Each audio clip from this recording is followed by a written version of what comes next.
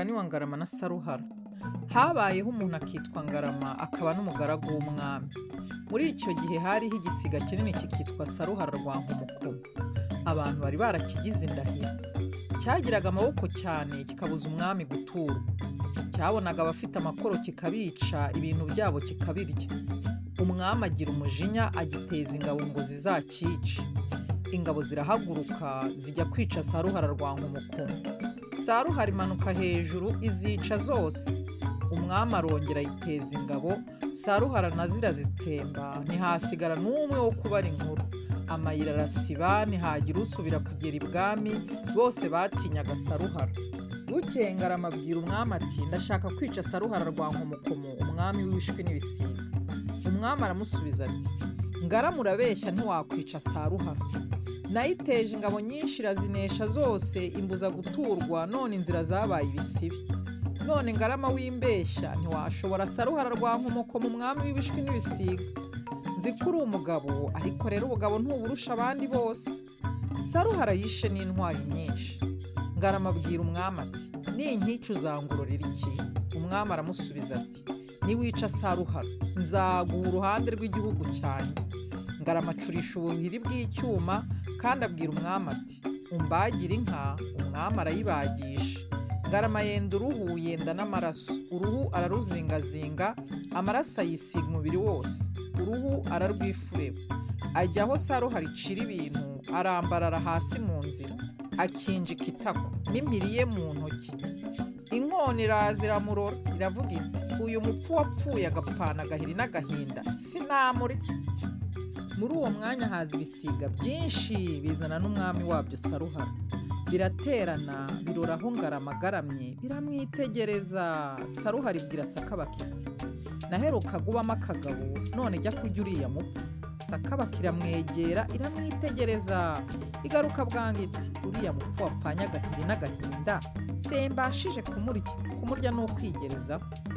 Saruhara ibwira ingurusi iti, jya kurya uriya mupfu.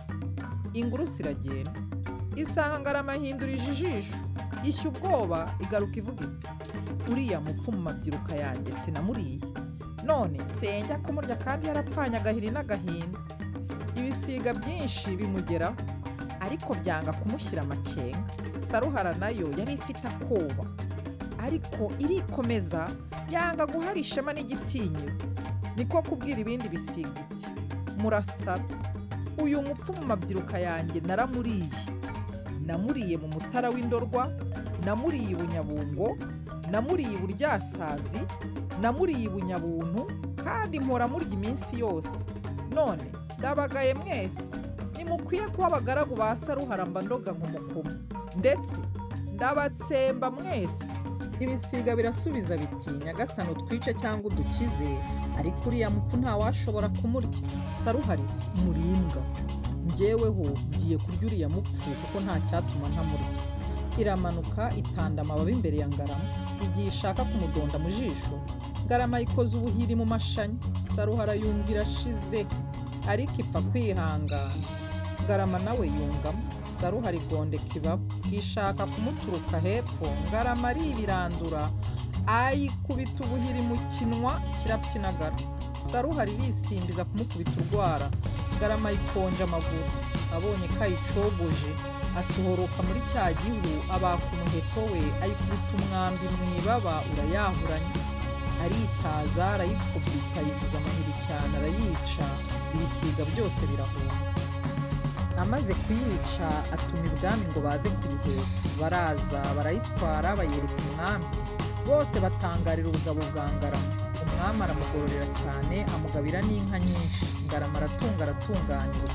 Ibwami naho harakundwa haragenda.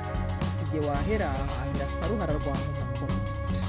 Niba hari isomo wakuye muri uyu mugani, cyangwa hakaba hari imigani mwifuza ko twazabagezaho, mwaduha ibitekerezo muri comment. Hanyuma muyisangize n'abandi. Niba utarakoze subscribe uyikore, kugira ngo dukomeze kubana tunubaka umuryango nyarwanda. Murakoze, turabakunda.